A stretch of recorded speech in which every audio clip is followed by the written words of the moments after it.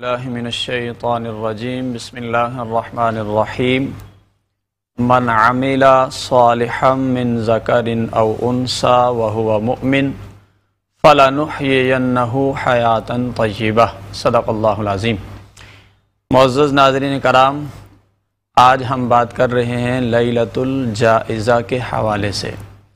چونکہ رمضان المبارک کا بابرکت مہینہ اختتام پذیر ہے اور اب کل یا پھر پرسوں جو ہے وہ آخری شب آ جائے گی، جسے ہم چاند رات بھی کہتے ہیں، اور یہ جو چاند رات ہے اس کو اصطلاح میں لیلۃ الجائزہ کہا جاتا ہے۔ جائزہ کا معنی ہوتا ہے انعام، گویا کہ یہ رات رب العالمین کی طرف سے مومنین کے لیے، رمضان المبارک کا احترام کرنے والوں کے لیے، رمضان کے تقدس کو برقرار رکھنے والوں کے لیے اور اس میں عبادات کرنے والوں کے لیے انعام کی رات کہلاتی ہے۔ ویسے اگر ہم دیکھیں تو رمضان المبارک کا آغاز بھی اور اس کا اختتام بھی، یہ دونوں کے دونوں ہی مومنین کے لیے اللہ کی طرف سے بے شمار رحمتیں برکتیں لے کر آتے ہیں۔ حضرت جابر رضی اللہ تعالیٰ عنہ روایت فرماتے ہیں کہ حضور علیہ السلام کا ارشاد پاک ہے کہ میری امت کو 5 ایسی چیزیں عطا کی گئی جو اس سے پہلے پچھلی امتوں کو نہیں دی گئی۔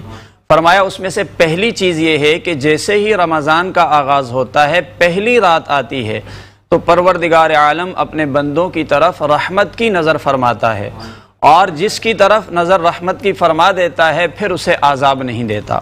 فرمایا دوسری خاصیت اس امت کو اللہ نے یہ عطا فرمائی، روزے دار روزہ رکھتا ہے، جب شام کا وقت ہوتا ہے تو اس کے منہ سے ایک بو آتی ہے، رب العالمین کو وہ مشک سے بھی زیادہ پسندیدہ ہے۔ اور تیسرا فرمایا کہ روزے دار کے لیے رات اور دن فرشتے دعائیں مغفرت کر رہے ہوتے ہیں۔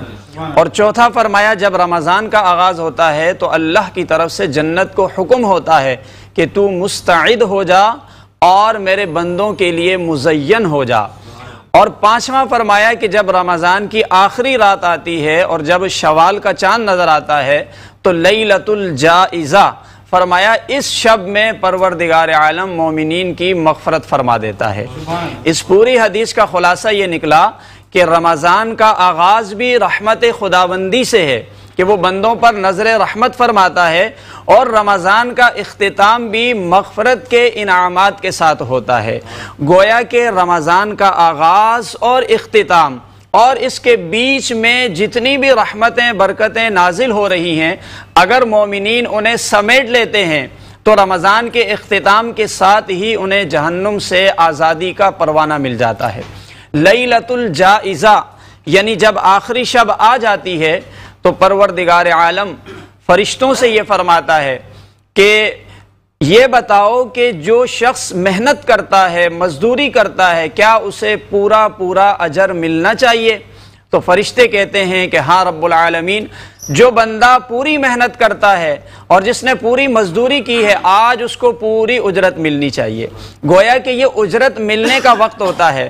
تھوڑا تصور کریں کہ آپ کسی بھی فیلڈ میں، کسی بھی کام میں جب محنت کرتے ہیں اور محنت کرنے کے بعد جب آپ کو صلہ ملتا ہے، اس کی اجرت ملتی ہے، تو کیسا خوشی کا سما ہوتا ہے، کتنی ایک راحت ملتی ہے، اندر سے ایک سکون ملتا ہے، خوشی ملتی ہے کہ آج مجھے میری محنت کا صلہ ملے گا۔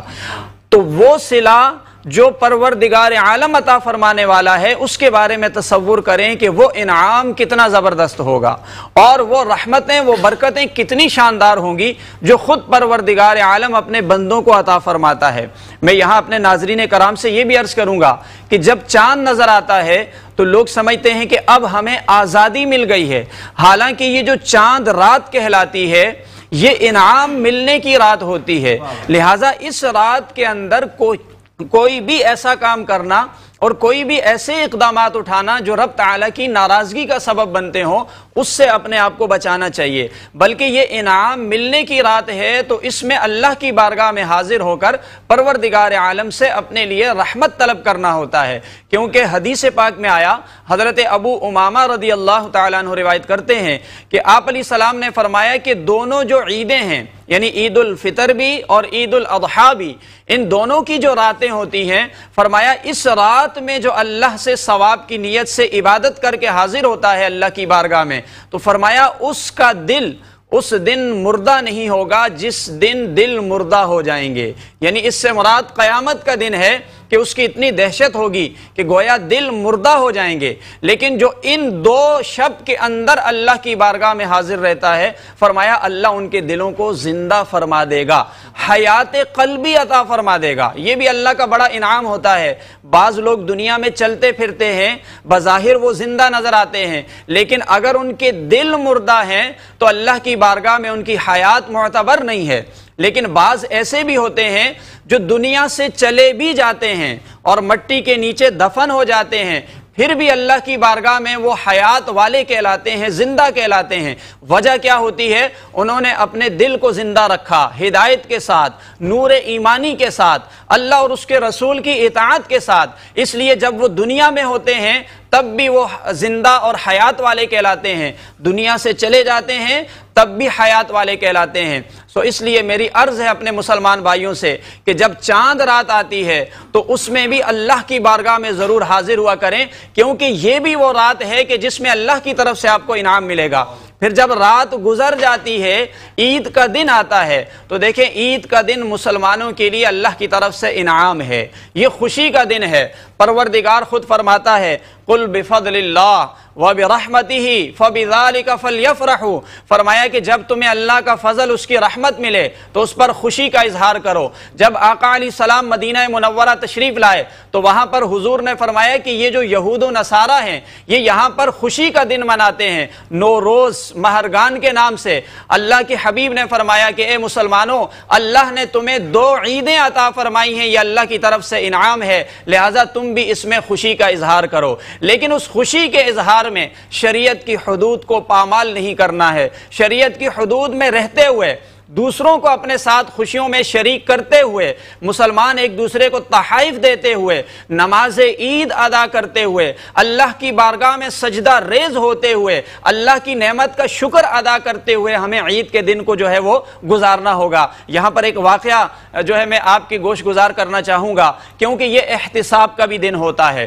ہمارے اسلاف نے، ہمارے بزرگوں نے ہمیں یہ سکھایا کہ اگر تم نے رمضان اچھا گزارا ہے، اللہ کی اطاعت میں گزارا ہے، تب تو یہ تمہارے لیے عید ہے۔ لیکن اگر اس میں کوئی کوتاہی کی ہے، کمی کی ہے، اللہ کی ناراضگی والا معاملہ کیا، تو پھر یہ تمہارے لیے عید نہیں ہو سکتی ہے۔ خلیفۃ المسلمین امیر المؤمنین حضرت عمر فاروق رضی اللہ تعالی عنہ، آپ عید کے دن دروازہ بند کر کے اپنے حجرے میں زار و قطار رو رہے ہیں۔ لوگ بڑے حیران ہیں، پریشان ہیں کہ خلیفہ امیر المؤمنین کو کیا ہوا کہ آج خوشی کا دن ہے اور خوشی کے دن خوشی منانے کے بجائے یہ زار و قطار رو رہے ہیں۔ جب کسی نے پوچھا کہ یا امیر المؤمنین، آپ کے رونے کی وجہ کیا ہے؟ آج تو عید کا دن ہے۔ تو آپ نے ایک جملہ ارشاد فرمایا، کہا ٹھیک ہے، ھذا یوم العید وَهَذَا يَوْمُ الْوَعِيدِ، کہا یہ عید کا بھی دن ہے لیکن یہ وعید کا دن بھی ہے، کیونکہ جس نے اللہ کو راضی کیا، جس کی عبادات قبول ہو گئی، سو اس کے لیے تو آج عید کا دن ہوگا۔